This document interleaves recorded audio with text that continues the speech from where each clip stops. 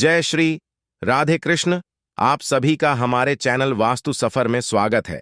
दोस्तों, अगर आप भी अपनी लाइफ में कुछ नया सीखने की चाह रखते हैं तो हमारे चैनल वास्तु सफर को अभी सब्सक्राइब करें और वीडियो पसंद आए तो लाइक जरूर करें।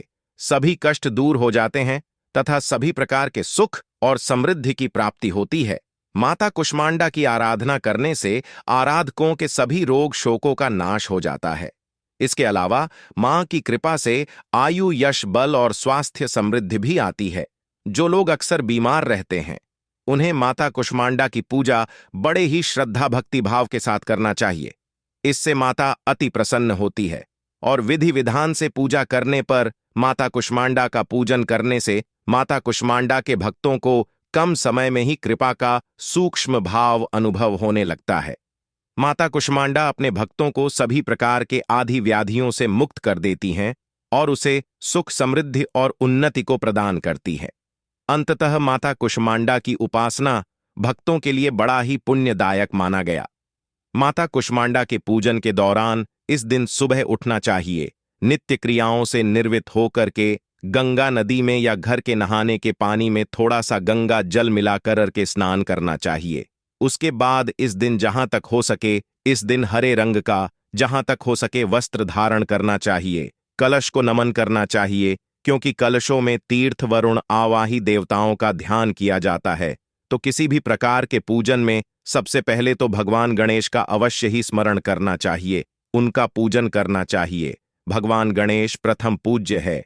किसी भी प्रकार के शुभ और मांगलिक कार्यों में सबसे पहले भगवान गणेश का पूजन किया जाता है। तो सबसे पहले भगवान गणेश का पूजन करना चाहिए। उसके बाद कलश देवता का पूजन करना चाहिए। कलश को प्रणाम करना चाहिए। कलश को परब्रह्म का स्वरूप भी माना जाता है, इसलिए कलश को अवश्य ही प्रणाम करना चाहिए। गंध, पुष्प, धूप, दीप आदि से पूजा करनी चाहिए। नैवेद्य भोग अर्पित करनी चाहिए और फिर द्रव्य दक्ष चढ़ा करके पुष्पांजलि करनी चाहिए। उसके बाद फिर दिन में पूजन होने पर सूर्यादित्य का और रात्रि में पूजन होने पर गणपति आदि पंच देवता का पूजन करना चाहिए। आदि देवता, प्रत्यावर्ती, योगिनी, खड़सुपा करना चाहिए। उनके स्वरूपों का पूजन करना चाहिए। इससे माता अति प्रसन्न होती हैं और अपने भक्तों को मनोवांछित फलों को प्रदान करती हैं। सुनते हैं माता कुष्मांडा की कथा, तो बोलिए प्रेम से कुष्मांडा माता की जय। माता कुष्मांडा की कथा के अनुसार नवरात्रि के चौथे दिन माता कुष्मांडा का पूजन किया जाता है, जो कि माता अपनी मंद मुस्कान से हल्की हंसी के द्वारा अंड यानी कि ब्रह्मांड को उत्पन्न करने के कारण इन देवी को कुष्मांडा के नाम से जाना जाता है। जब सृष्टि नहीं थी, चारों तरफ अंधकार ही अंधकार था, तब इन्हीं देवी ने अपने इतहास्य से ब्रह्मांड की रचना की थी। इसलिए इसे सृष्टि की आदि स्वरूपा या आदि शक्ति के नाम से जाना जाता है। माता कुष्मांडा की 8 भुजाएं हैं, इसलिए अष्टभुजा माता कहलाती हैं। इनके 7 हाथों में कर्मस जैसे कि कमंडल, धनुष, बाण, कमल, पुष्प, अमृत पूर्ण कलश, चक्र तथा गदा है और 8वें हाथ में सभी सिद्धियों और निधियों को प्रदान करने वाली जपमाला है। माता कुष्मांडा देवी का वाहन शह है और इन्हें कुमड़े की बलि अति प्रिय है, जिसे कि कई जगहों पर कुष्मांड कहा जाता है और बहुत से ग्रामीण क्षेत्रों में इसे भुआ के नाम से भी जाना जाता है, जो कि माता को अति प्रिय है और संस्कृत में कुमड़े को कुष्मांड कहा जाता है।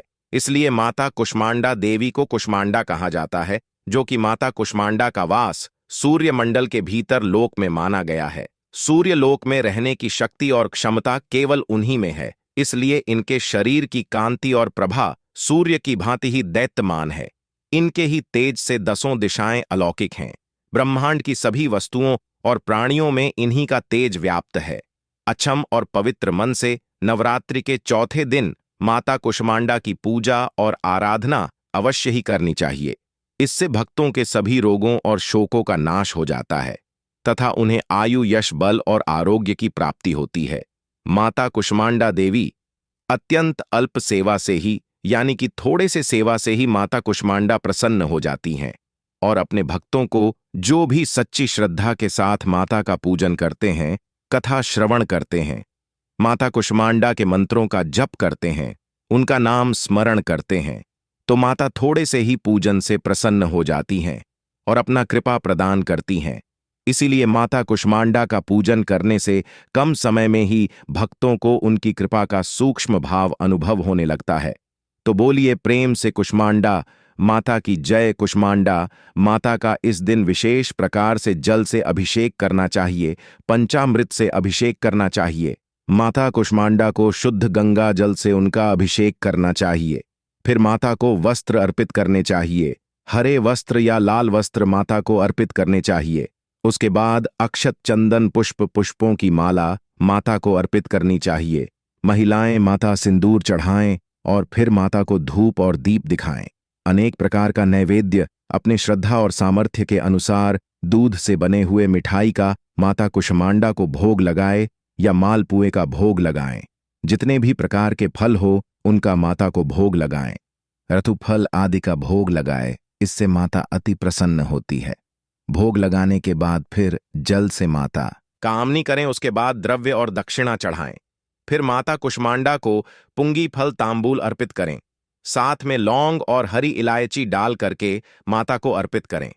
पंगी फल यानी कि सुपारी को पंगी फल कहा जाता है, और तांबूल यानी कि पान पत्र माता को लौंग इलायची डाल करके अवश्य ही अर्पित करने चाहिए। यह बड़ा ही लाभकारी होता है। इससे माता अति प्रसन्न होती हैं। इसी प्रकार से माता कुष्मांडा देवी का पूरे विधि विधान के साथ पूजन करना चाहिए। फिर माता की आरती करनी चाहिए। जहां तक हो सके दुर्गा सप्तशती का पाठ करें, यह संभव ना हो तो श्रवण करें। दुर्गा चालीसा आदि का पाठ करें। इससे अनंत गुना पुण्य फलों की प्राप्ति होती है और माता अपने भक्तों की सभी इच्छाओं को पूर्ण करती हैं। व्रत के दौरान नियमों का पालन करना चाहिए। शुद्ध और सात्विकता का पालन करना चाहिए। ब्रह्मचर्य का पालन करना चाहिए। किसी के ऊपर क्रोध नहीं करनी चाहिए। किसी के प्रति अपने मन में ईर्ष्या या द्वेष का भाव नहीं लाना चाहिए। सदा ही धर्म का आचरण करते हुए रहना चाहिए। व्रत के दौरान, नवरात्रि के दौरान किसी भी महिला का या कन्या कुमारी का अपमान बिल्कुल भी नहीं करना चाहिए। इससे माता क्रोधित हो जाती है। और धर्म का आचरण करते हुए भक्ति भाव के साथ ही माता का पूजन करना चाहिए। तो आशा करता हूं कि यह जानकारी आपको अच्छा लगा हो। ऐसे ही ज्ञानवर्धक जानकारियां प्राप्त करने के लिए हमारे इस चैनल वास्तु सफर को लाल बटन दबा करके सब्सक्राइब करें। साथ में बेल आइकन घंटी दबाएं ताकि मेरे वीडियो का नोटिफिकेशन आपके पास सबसे पहले पहुंचे।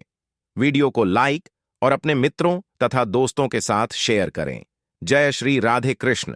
धन्यवाद।